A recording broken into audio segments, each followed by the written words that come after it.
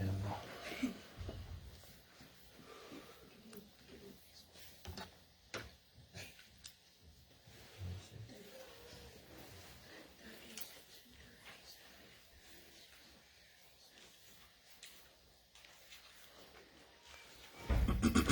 الحمد لله رب العالمين صلى الله وسلم وبارك على نبينا محمد وعلى آله وصحبه أجمعين.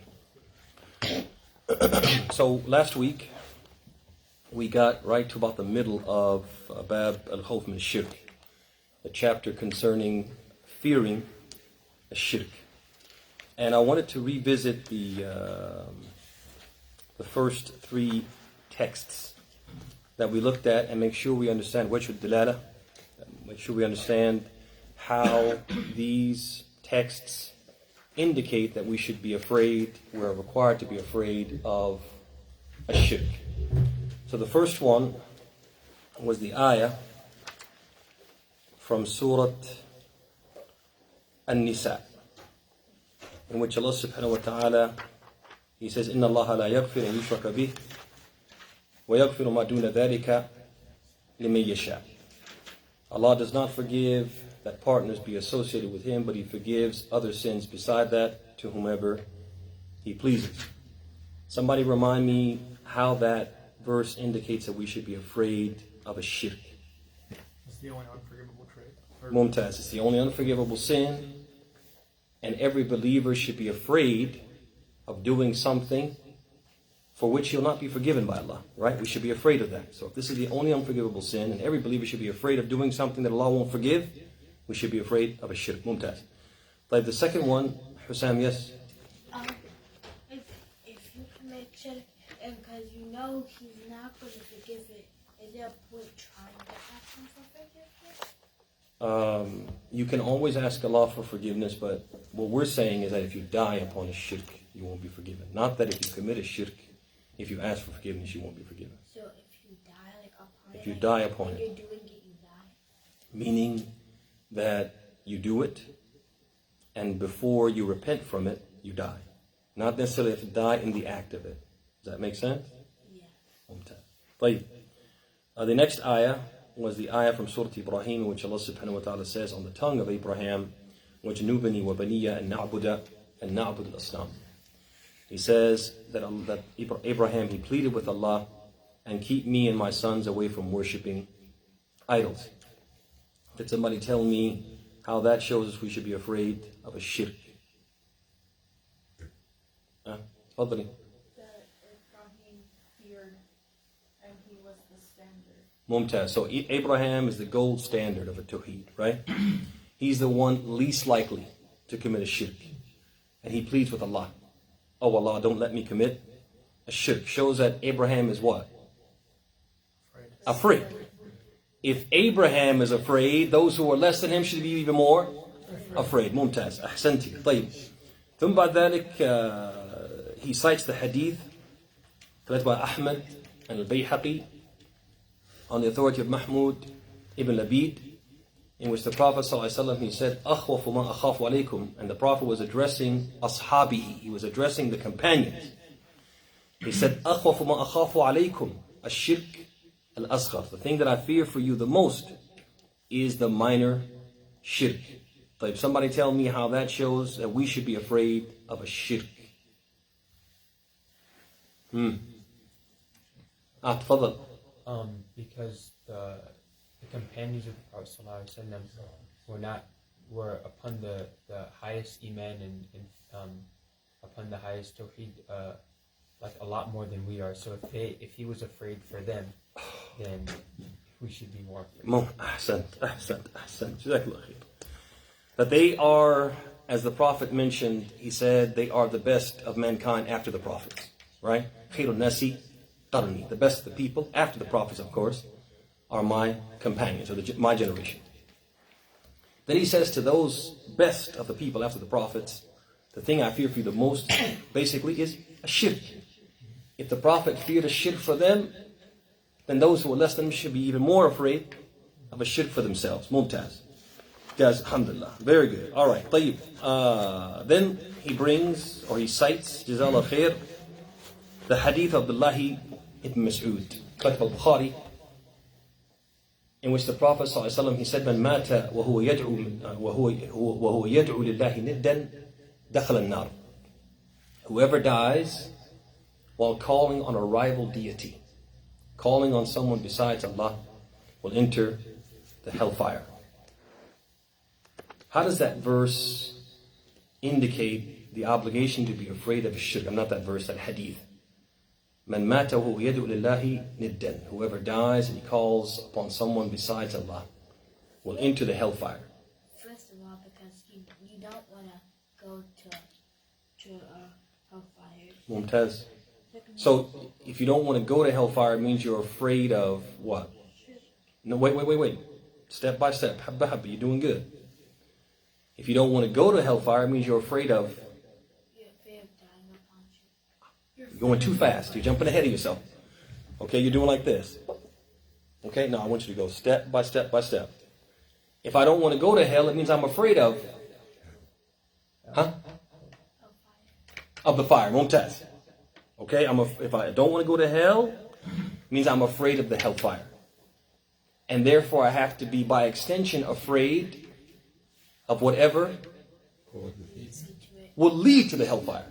And the Prophet said here that a shirk will do what? It's a one-way ticket to the hellfire. You see that? So that's why we should be afraid of a shirk, because it's one of the principal ways that principle means to land us in the fire. Mumtaz. Alright, last but not least, the hadith of Jabir he mentions, in which Jabir, he said that the Prophet ﷺ said, "Man laqi Allah la yushriku bihi shay'an dakhil al-jannah, wa man laqiyahu yushriku bihi shay'an dakhil al-nar." So now, how does this hadith, whoever meets Allah while not associating anything with Him, will enter the paradise, But he who meets Allah while associating anything with Him will enter the hellfire. How does this hadith show that we should be afraid of a shirk, someone other than Husam? Now I want you to think about this one in light of the previous hadith. So the previous hadith told us that shirk is a one-way ticket to hellfire. This hadith is telling us that if you commit shirk, you'll be denied something. That's a hint. You'll be denied to go to heaven. Mumtaz, you'll be denied paradise. And so the believer is supposed to be afraid of anything that will deprive him of what? Of paradise. And so these are khamsat adillah, these are 5 proof texts that the Imam brings to support his premise that it is obligatory upon the believers to be afraid, in addition to their practicing and observing at-Tawhid, to be afraid of a shirk. I have a question. أتفضل. So let's say you're watching like a series that has shirk in it. Mm-hmm. Like, is that a big sin? Like to watch that? If you watch something that has shirk in it, what do you mean? So for example, there's a show like, let's say Harry Potter or something. Mm-hmm. It's all about magic and stuff. So like, Yeah. Is that like a major sin? To watch it, just to watch it, would be ill-advised. But just watching it, we wouldn't necessarily say is shirk itself. But what we have to understand is that whenever we watch somebody do something, we're either displeased with what they're doing, or we're pleased with what they're doing. If a person is pleased with it, they and the person who does it are what? Are the same. So that's one of the things we have to be concerned about if we watch these types of things. The other thing is that you have the Prophet ﷺ saying, "Man ra'a minkum munkaran," whoever amongst you sees some wrongdoing, فَلْيُغَيِّرْهُ بِيَدِهِ, let him change it with what? With his hand, physically put a stop to it. فَلَمْ يَسْتَطِعْ, and if he can't, بِلِسَانِهِ, he has to put a stop to it with what? His tongue. And if he can't do that, at the very least he has to do what? Now many people translate, فَبِقَلْبِهِ is hating in his heart, meaning that you can sit in the den of iniquity, and as long as you are like inside, like, and I hate this, then you're okay. But actually, the scholars have explained that what it means is you disassociate from it. So that would give the impression that you should do what? turn that off or change the channel. Got what I'm trying to say? ممتاز. طيب. So then the Imam says, فيه مسائل, أي فيه فوائد. He says, now this chapter has some beneficial points that we want to share. And so we'll go through some of those points. We won't mention all of them. So let's look at point number 2 and 3. He says, showing off, riya, is a type of shirk. And number 3, showing off is a lesser type of shirk. It's min al-shirk al-azghar. So basically, when the Prophet said in the Hadith, أَخْوَفُ مَا أَخَافُ عَلَيْكُمْ الشِّرْكُ الْأَصْغَرُ فَسُئِلَ عَنْهُ فَقَالَ الرِّيَاءُ. So the Prophet told his companions, he said, what I fear for you the most is the minor shirk. They asked him, well, what is the minor shirk? And he said it is ostentation, it is showing off, right? And so showing off is a type of what? Type of shirk, but it's not the same type of shirk as prostrating to what? To an idol. You guys see that? So what's the difference then between a person? What is the difference then between, what is it, Hussein? Yes? One is when you're showing off, you feel like you're the best, but Allah is always the best. And then I think the other one, there's actually like, you actually think there's a God in front of you, and you actually know you're praying to that instead of Allah. Okay, let me ask you this question. You have a person who, he stands up to pray, and he's praying to an idol. He's offering the act of prayer to the idol. Then you have a person who stands up, and he prays, not to anyone other than Allah, but he hopes that the people who are in the room will be impressed by his prayer. He wants their admiration for his prayer. Are they the same? No. Okay, how are they different? Because one, he's doing it for actual people. Is he doing it for the people? Okay, he's doing it for the people. Well, maybe you have to elaborate on that. تفضل ناصر. He's doing it. He's worshiping Allah, but he wants like the people to see him or to think some type of way about him, a good way about him, because he's doing that worship. So who is he worshiping? Who's he worshiping? Other people. No, he's worshiping Allah Mumtaz. So that's the difference. In the first case, he's worshiping the idol. In the second case, he's worshiping who? Allah. But he wants to get basically, Praise. he wants to have his cake and eat it too. You see that? I want to get the reward from Allah, but I also want the admiration of the people. Allah subhanahu wa ta'ala, he says, أَنَا أَغْنَى شُرَكَاءِ عَنِ الشِّرْكِ. He said, I'm the one who is absolutely in no need of anyone to be a rival for me or appear to me in anything. I'm not going to share. Allah is the one who says, I won't share anything with anyone. If you're going to give me something, you have to give it to me only. You see that? So when you offer a prayer and you do so ostentatiously, you're giving your worship to Allah, but you also are kind of what?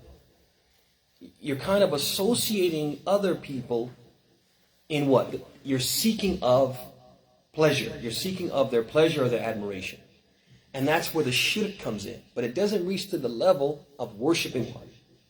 Worshipping an idol. That's why it's a shirk al-azghar, not al-akbar. So it nullifies the deed itself, but doesn't nullify all the deeds, like if a person committed the major shirk. Go ahead.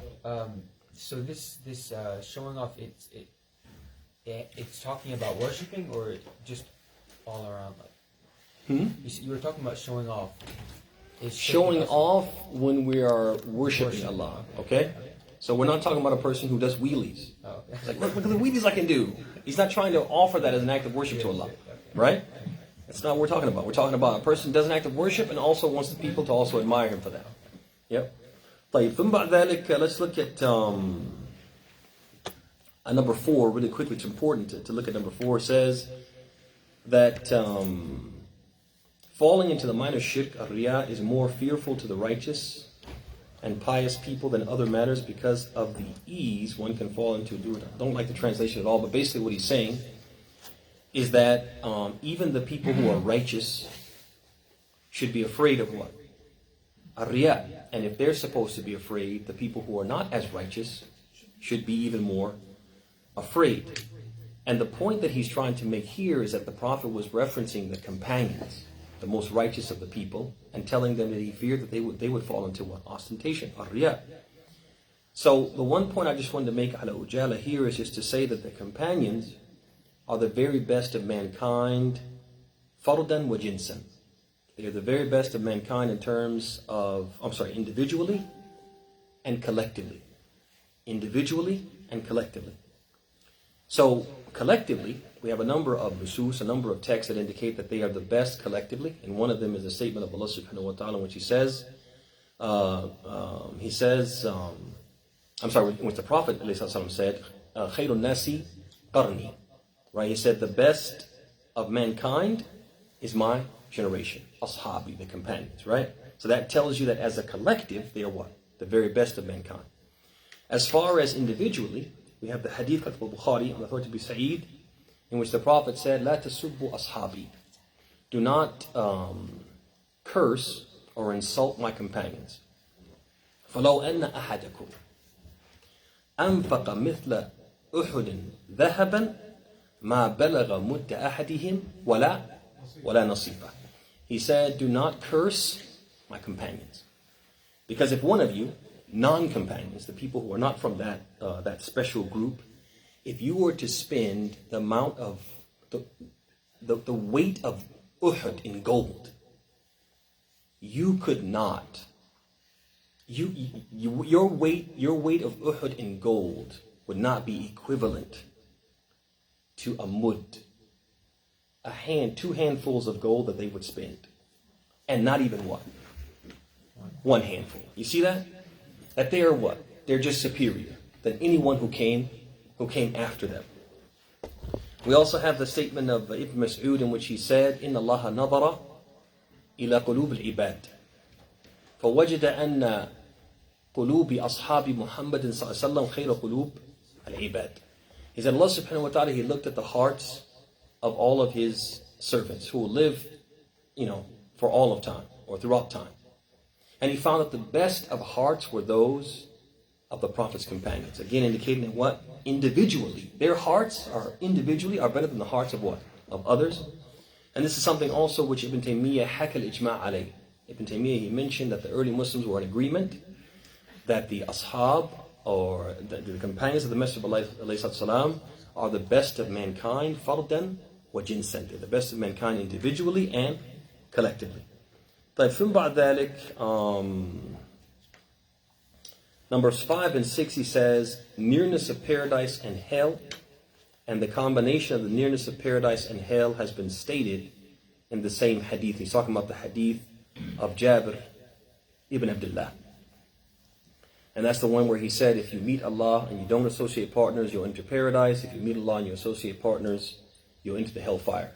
So a person does an act which is two sides of the same coin, and one of them puts him in paradise and the other one puts him in hellfire. He says that shows you basically we're walking like this thin line between paradise and hellfire.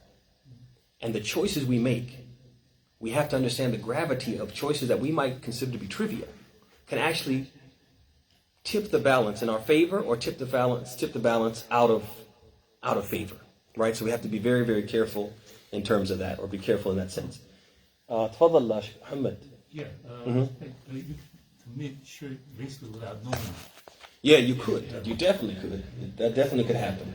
And we ask Allah subhanahu wa ta'ala to protect us from that. But if a person committed it without knowing, the hope is that Allah subhanahu wa ta'ala will pardon him, because Allah's general instruction to man is that He will pardon him for the things he does out of ignorance. But what we have to be careful of is ignorance that we allow to fester. We don't treat it, we don't tend to it, and ultimately that ignorance in the sight of Allah is considered negligence. And negligence is something we won't be forgiven. We won't be forgiven if we commit shirk out of negligence. We could have known, but we didn't take the time to know.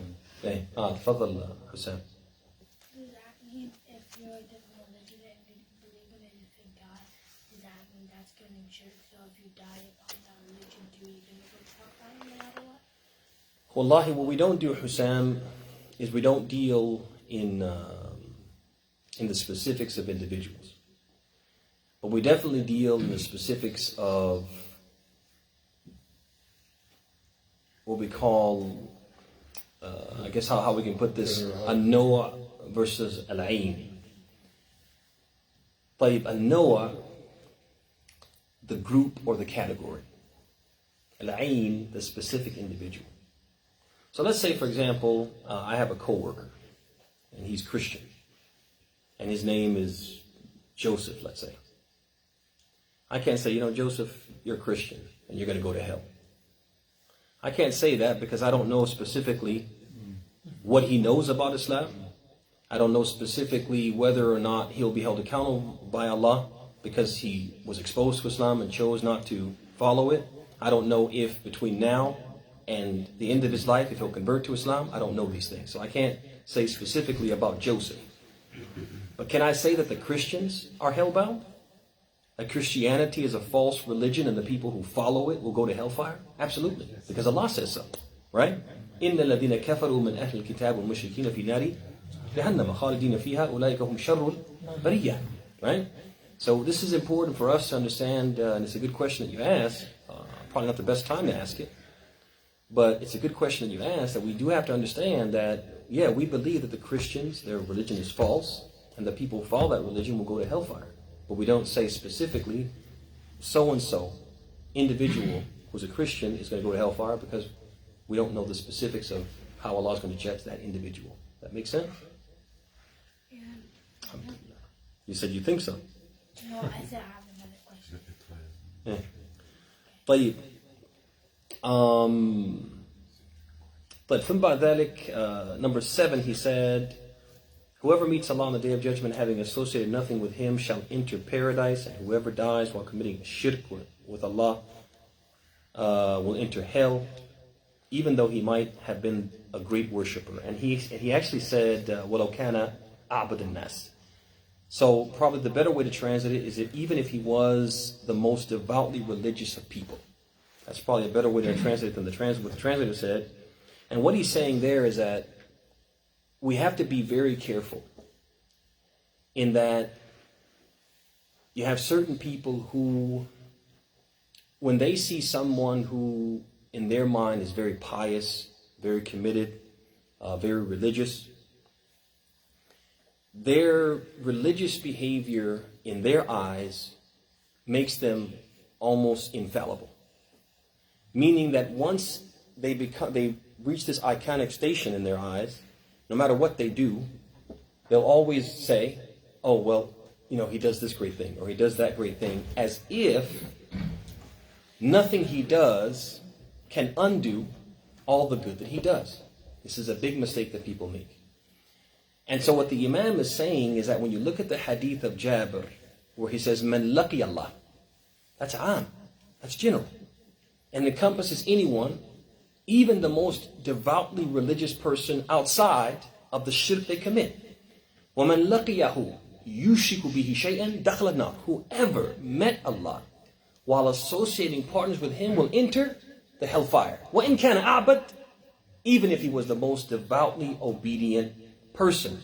This is important. Why? Because we have certain celebrity imams who do some very questionable things, some of them involving shirk, some of them involving adopting and participating in the worship services and practices of other religions, or being in a place where other people are with them under their leadership and tutelage, and they engage in that.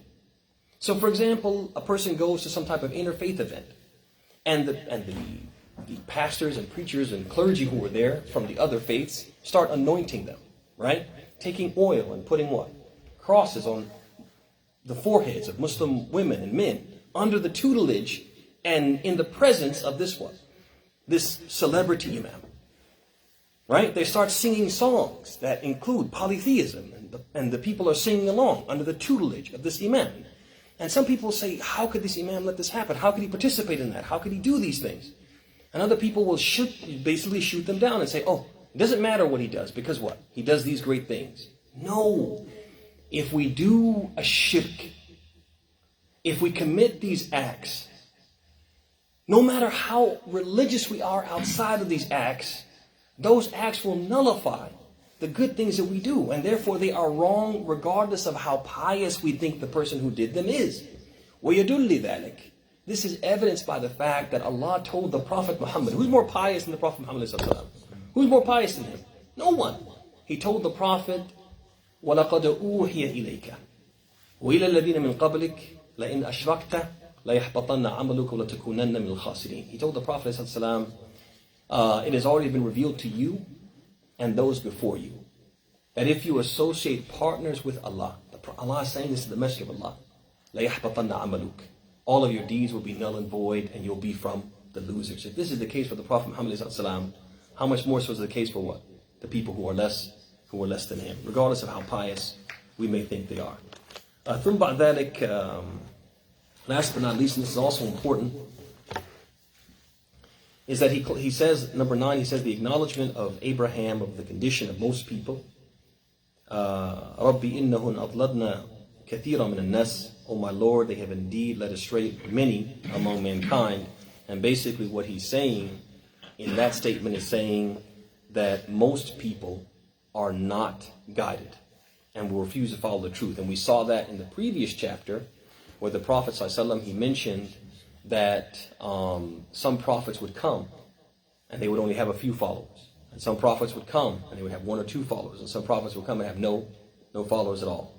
That most of the people are not going to believe. Even look at our current situation tells you that. The world, if you look at the religions, most of the people are Muslims. No, most of them are Christians, right? And many of them are atheists. And atheism is what? It's growing and spreading. And people follow other faiths like Buddhism and Hinduism, etc. Okay, and that doesn't mean Islam is a very big and the fastest growing religion on earth, but still, when you put it side by side with the other faiths, Islam versus the other faiths, you see most of the people, the vast majority of people are what? Are disbelievers. And so what we can't do is then be fooled by what? Al-kathra. Be fooled by numbers. And think that if most of the people are doing something, it has to be what? It has to be right. And we mentioned previously that the Quran tells us otherwise. Right? وَإِن تُطِعْ أَكْثَرَ مَنْ فِي الْأَرْضِ يُضِلُّوكَ عَنْ سَبِيلِ اللَّهِ. If you obey most of the people, they'll take you away from the path of Allah. So what we have to be careful from is this is right because everybody does it. Or this is right because most people do it. Everybody and most doesn't make it right. In fact, most of the people are upon falsehood. But ثم بعد ذلك, the Shaykh, the Imaam, rahimahullah ta'ala, he brings the chapter which he entitled باب الدعوة إلى شهادة أن لا إله إلا الله. The invitation or the call to testify that there is no deity worthy of worship except Allah. So here the Imam, rahimahullah ta'ala, he continues this practice of scaffolding and ordering his chapters or the chapters of his work in sensibly progressive stages.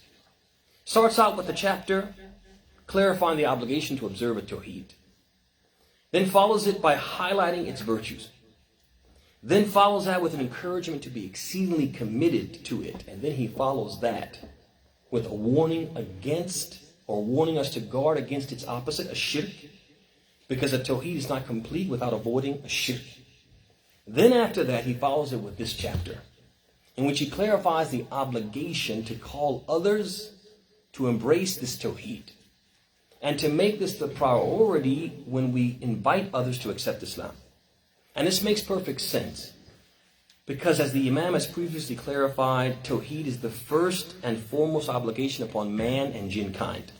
It is the most virtuous deed, and falling prey to its opposite, which is a shirk, is an unforgivable sin and nullifies all good deeds. So people should be called to understand this before any other thing. If I'm going to invite someone to Islam, and I invite them to wear the hijab, I invite them to abandon alcohol, I invite them to not tell lies, I invite them to a sunan al-fitra, the sunan of what is natural, the natural things that we do, like clipping our nails and removing certain hairs from our body, etc. I invite them to that. And that's what I call them to. That's the crux of my da'wah to them. Have I called them to Islam? No, because what is Islam at its core? at-Tawhid. You guys see that? And so I have to begin with that, and I have to make my da'wah circle or center around that. So now the Imam in this chapter, he cites 3 proof texts to prove the obligation to center the call to Islam around the call to Allah's oneness. He mentions 1 ayah and 2 ahadith. So what we're going to do is, we're going to read, before we comment on and mention some of the fawaid or the benefits of the nusus, the text that he gives, we'll read the text, and I just want you to tell me, where in the text do we get the indication that we should call to a Tawhid, or that we're obligated to call to a Tawhid, or call to the oneness of Allah, or call to the testimony, La ilaha illallah. So the first one is the ayah from Surat Yusuf, verse number 108. قل هذه سبيلي أدعو إلى الله على بصيرة أنا ومن اتبعني وسبحان الله وما أنا من المشركين. Say, O Muhammad sallallahu alaihi wasallam, this is my way. I invite unto Allah with sure knowledge. I and whosoever follows me also must invite others to Allah, meaning to the oneness of Allah, with sure knowledge.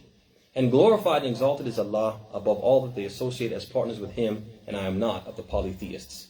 So who can tell me where in that ayah, there may be more than one place, where we have the indication that we should call to the testimony of faith, call to the oneness of Allah? At-Fadl. The part where he says, أدعو إلى الله على بصيرة. أدعو إلى الله. Mumtaz. So, أدعو إلى الله, I call to what? Allah. To Allah. This is my call. At bottom, the crux of it is I call to Allah. At-Fadl, Shaykh. قل هذه سبيلي أدعو إلى الله على بصيرة. على بصيرة. So sometimes it's been, or like many groups like Sufism. They make you say da'wah ila Allah, da'wah ila Allah. But in reality, they mix some stuff with the Tawhid. Mumtaz. So it leads them by the into the shirk. So ala basira means exactly. So ala basira, on sound knowledge, that also could be indication that you have to call to what? To a Tawhid, because that is what? The greatest knowledge, or the most sound knowledge. That makes sense. One other place could serve this purpose or round out the argument. Go ahead, Fadl Hamza. Ahsant. I do this, and whosoever what? Follows me. Meaning, if you really are going to call to Islam, this is what you should be doing. You see that? You have to call to what? At-Tawhid. You guys see that? Mumtaz. So all 3 of those are acceptable indications from the ayah. Let's go to the hadith. The first hadith from Ibn Abbas, who said, أن رسول الله صلى الله عليه وسلم لما بعث معاذا إلى اليمن قال له إنك تأتي قوما من أهل الكتاب فليكن أول ما تدعوهم إليه شهادة أن لا إله إلا الله وفي رواية إلى أن يوحدوا الله فإنهم أطاعوا لك بذلك فاعلمهم أن الله افترض عليهم 5 صلوات في كل يوم وليلة فإنهم أطاعوك لذلك فاعلمهم أن الله افترض عليهم صدقة تؤخذ من أغنيائهم فترد على فقرائهم فإنهم أطاعوا لك بذلك فإياك وكرائم أموالهم واتق دعوة المظلوم فإنه ليس بينها وبين الله حجاب. So in this hadith he said, when Allah's Messenger sent Mu'adh ibn Jabal to Yemen, he said, you will come upon the people of the book. Let your first act be to call them to testify that there is no deity worthy of worship except Allah and Muhammad's Messenger of Allah. In another version of this tradition he said, to single out Allah alone in worship. Then he said, then if they obey you in that, inform them that Allah has prescribed for them to offer 5 daily prayers every day and night. If they obey you in this, then inform that Allah has imposed upon them the duty of sadaqah to be levied from their rich and distributed to their poor. If they obey you in this, then be careful not to take the best of their properties as payment of zakat, and safeguard yourself against the supplication of those who have suffered injustice, because there is no veil between this supplication and Allah. But where in this hadith do we get the indication that we're obligated to call to the oneness of Allah or to a Tawheed? Prophet ﷺ telling the Sahabi. So as if he's telling us. Ahsan. So the Prophet ordered something. And what did he order him to do? What did he order him specifically to do? Call upon the Tawheed. Call to what? Tawheed. At-Tawheed, right? He told him, call to what? Shahatin la ilaha illallah wa Muhammadur Rasulullah. And in one version he said, and yuwahid Allah ta'ala. That they single out Allah and make him the sole object of worship, which is what? At-Tawheed. Ahsant Abu Khadija. But ثم بعد ذلك, Al-Bukhari and Muslim have collected from Sahl ibn Sa'ad the hadith, and just for the sake of time we're going to suffice ourselves with the English, because we're going to circle back, comment on some of the benefits from the hadith, and then hope you can take some of the fawaid as well. So he said on the day of Khaybar, and I tell you what you do this time. Stop me when I get to it. We won't read the whole hadith. When we get to the shahid, when we get to the part that's pertinent, you tell me and we'll stop. On the day of Khaybar, Allah's Messenger ﷺ asserted, tomorrow I will give this raya, this flag, meaning I will appoint as a leader of this army a person who loves Allah and His Messenger and is loved by Allah and His Messenger. Allahu Akbar. Allah will grant victory under his leadership. يَفْتَحُ اللَّهُ عَلَى يَدَيْهِ. Huh? You found it already? No, not yet. No, go ahead. No, go ahead. But the people spent the night absorbed in discussing as to whom might the flag be given. And what that means is they were all hoping that what? They would give it. Now, did they hope for it because they wanted to be the leaders, they wanted to be in charge, they wanted to be the boss, they wanted to be the big cheese? No. What did they want? They wanted that virtue.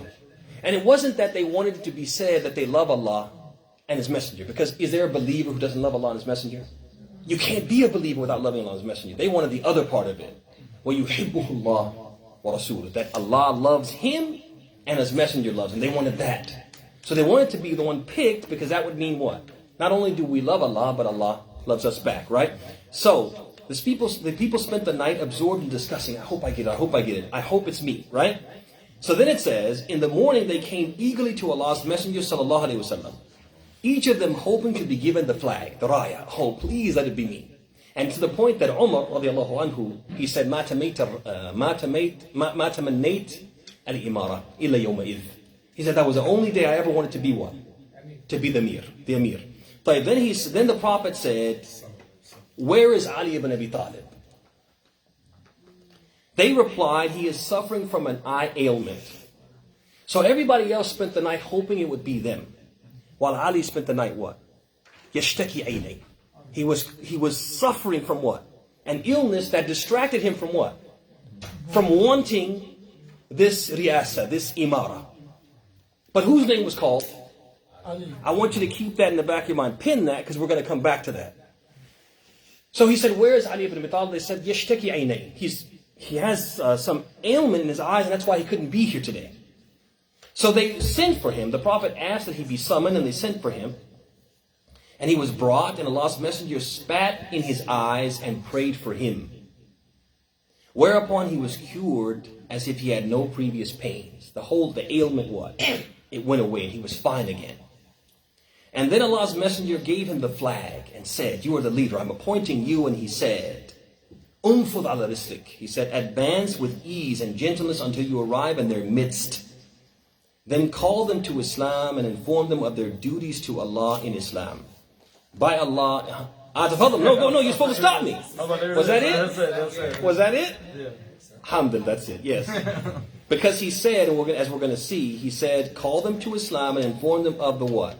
And the translation is not very good. It should actually be the right of Allah upon them in Islam. And the right of Allah is what? At-Tawhid. You guys see that? So the Prophet is ordering him to call them to what? At-Tawhid. Let's circle back and look more closely at these narrations and some of the benefits of these narrations. We'll take what we can take, and because we have a few minutes before the adhan/iqamah, so let's take what we can take, and then we'll stop. So, in the first ayah, or in the ayah, قُلْ هَذِهِ سَبِيلِي أَدْعُو إِلَى اللَّهِ عَلَى بَصِيرَةٍ. Say, O Muhammad, this is my path, I call to Allah ala basira. Al-basira, it means here sound knowledge and correct understanding. As the brother said, Jazakallah khair, he said, I call to what? Allah upon the correct understanding. What is the correct understanding? At-Tawhid, right? So Tawhid specifically, and what? The right knowledge of Islam in general. And so what this tells us is that before a person can call to Allah and be a da'i, be an ambassador to Islam, he or she must have knowledge. You have to have knowledge before you can say, I'm going to represent Islam. I'm going to call people to Islam. And this is a big mistake because many people, they make themselves representatives of Islam and they lack what? The requisite knowledge. Knowledge of what? Knowledge of that to which he or she calls. Right? Al-ilmu bima yad'u ilayh. Knowledge of what they're calling to. Knowledge of Islam. They lack the requisite knowledge of Islam itself. Wa al-ilmu bi kayfiyat ad-da'wah. Knowledge of how you call. Right? The proper prescribed method of calling. And so people will start calling to Allah, but they'll what? They'll have a method which is of their own making. And it's not consistent with what? With the teachings of the Prophet ﷺ when it came to what? A da'wah. وَالْعِلْمُ بِحَالِ الْمَدْعُو. And knowledge of the one that they call. And the approach which is most effective to call someone of that persuasion. So for example, if you were going to call a Christian, would your calling and the method and your approach and your techniques be the same as if you can call an atheist? Would an atheist be the same as an agnostic? No. So you have to know something about the person you're calling so that you can use the right tools to what? To basically call them to Islam.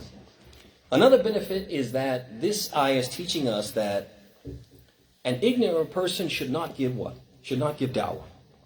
As Ibn Mas'ud, he said, وَمَنْ لَمْ يَعْلَمْ فَلْيَقُلْ اللَّهُ أَعْلَمْ. He who does not know, let him be quiet and say, Allah knows best, right? But if they insist, an ignorant person really doesn't know, doesn't have the qualification, if they insist on calling to Allah, they have to do so realizing that they are opposing the guidance of Allah's Messenger, sallallahu alaihi wasallam, and his true followers. Because what did Allah say in the ayah? He said, Ana wa man ittaba'ani. I call upon basira, and those who truly follow me, they call upon what? Basira, upon sound knowledge. They don't speak without what? Without the requisite knowledge. And so there are certain jama'at, there are certain groups, and we won't call them by name, right? Out of respect. But their whole premise is built on anyone can give da'wah.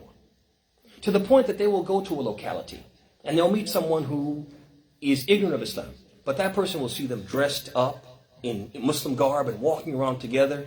And that person will say, hey, I'm kind of interested in you guys' faith. Can you teach me about your faith? And they'll tell them some things about Islam. That person, I want to be Muslim. And they'll give him the shahada. And they'll tell him, come to the masjid tonight and sit with us. We're going to have like some talks and, we're going to maybe eat together. And that person will come. And then they'll say, okay, what we want to do, some people are going to come for prayer. And we want to give a little talk to them about Islam. And they'll encourage that person who just took shahada. They'll encourage them to what? To call the people. Speak, brother. He says, well, I don't really know anything. He says, just speak from your heart. Right? And the person will say, and I've experienced this. This is not me just making this up. I've experienced this. A person will get up in front of a group of people, and he's giving the bayan, as they say, right?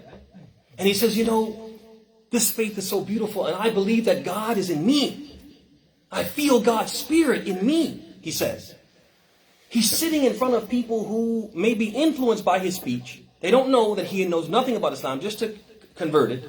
And they're hearing him say that I believe that God and his spirit is what? Is in me, which is what? It's kufr and shirk.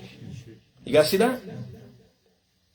Like Ibn Arabi says that, yeah. Ibn Arabi. Exactly. So, Ibn Arabi al-Halal, yeah. and this person who's saying this is because why? He's coming out of a corrupt system of belief, and he hasn't learned enough about Islam to know that you can't say these things. These things are inappropriate. And they put somebody like that in front. You guys see that? We don't do that in Islam. But we do. We encourage people who have no training. We encourage people who don't have the credentials. We encourage people who have a PhD in agriculture, a PhD in engineering, to get up in front of people because they are Dr. so-and-so. It's not right. We shouldn't do that. The sad thing is that we have the specialists. And if it were the opposite, if it was a conference on agriculture, they wouldn't say, Abd'Llah, come on talk to us about agriculture. They wouldn't do that. And if I got in front, they would walk out.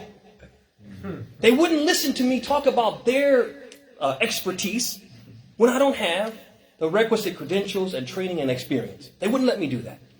But we do. We sit in awe of people who are talking about the deen and do not have the training.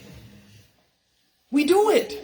And we shouldn't do it. We shouldn't tolerate it. Just like we have to have professional deference in other fields, we definitely have to have it in Islam. Right?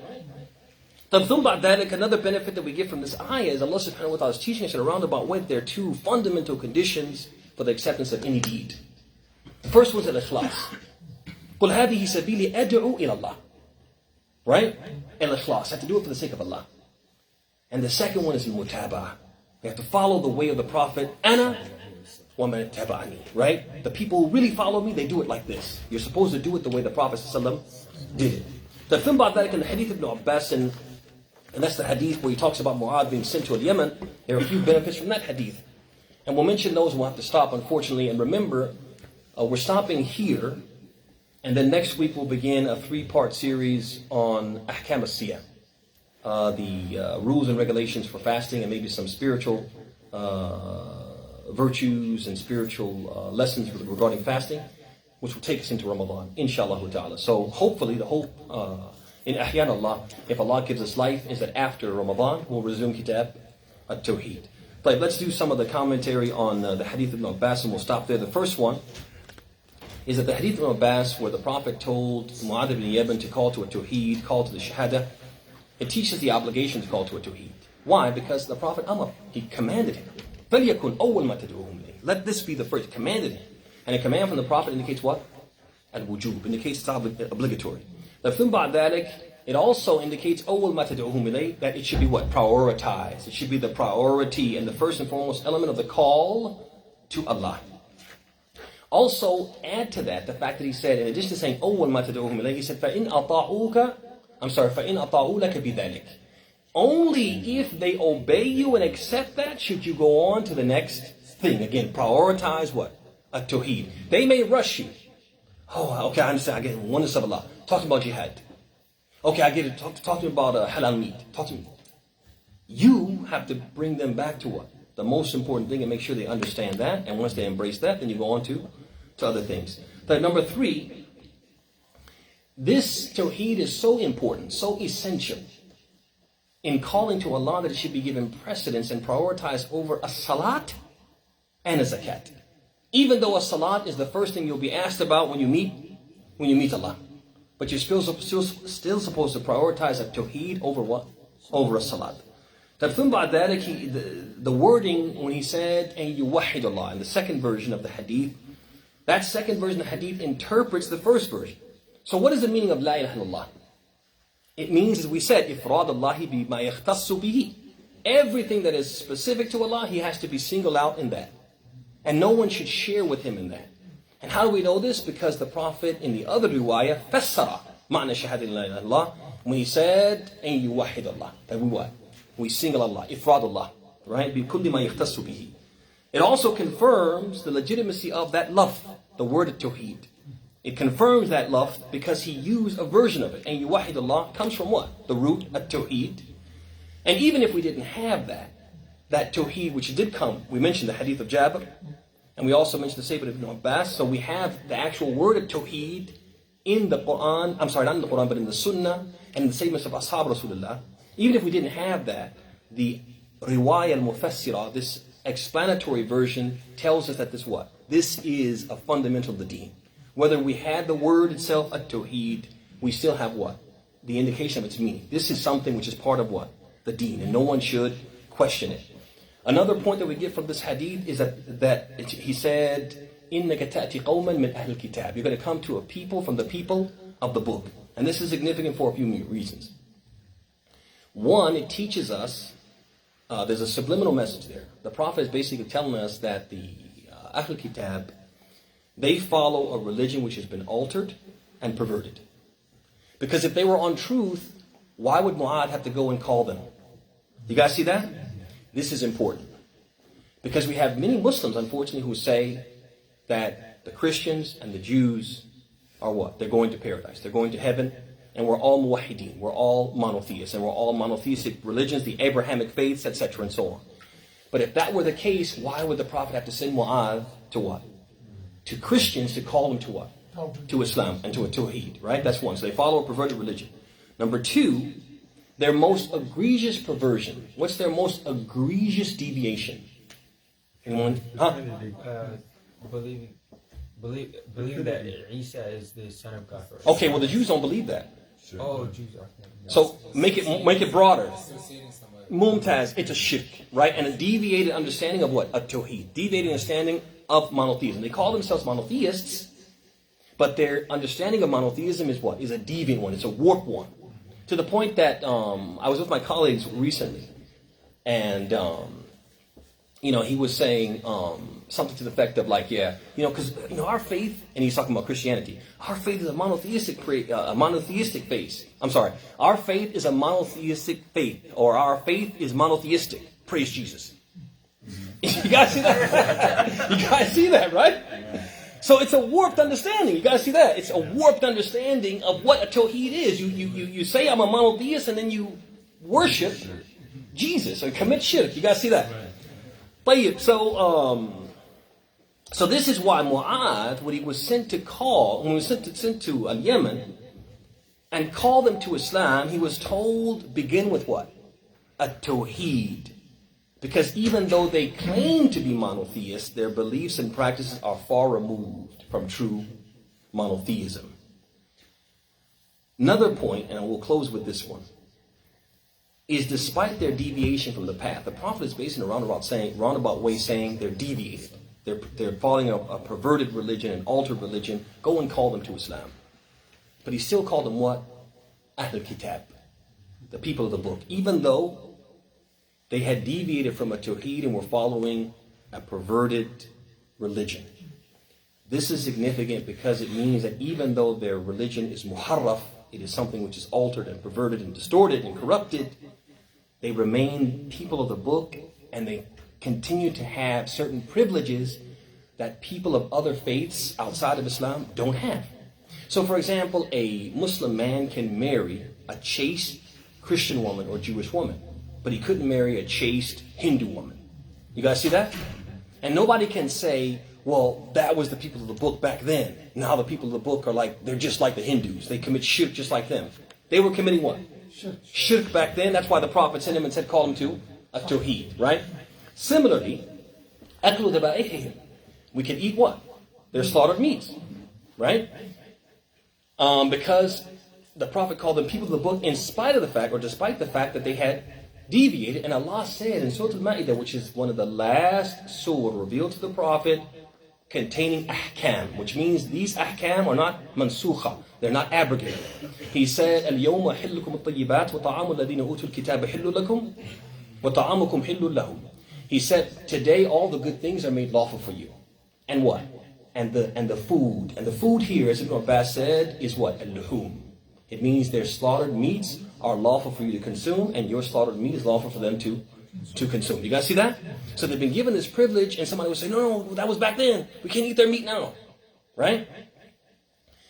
And they say, no, that was back then. But because nowadays they commit shirk. They were committing shirk back then, and the Prophet still permitted what? The eating of their meat. Now, we can get into a discussion about the turuq. We can get into a discussion about the methods of dhabh. And will those methods change the ruling? Yes. But the asl, the original rule, is that their meat is acceptable.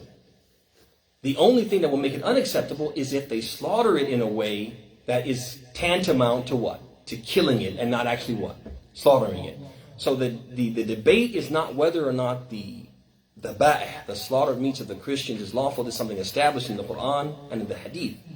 It's whether or not certain methods that they use will now disqualify specific meats from being consumed. You guys see that? And we have to be very, very daqiq, very precise when we have these discussions, because a lot of times the discussions go awry and there's confusion and there's sometimes intolerance because we're not differentiating between two different categories of discussion.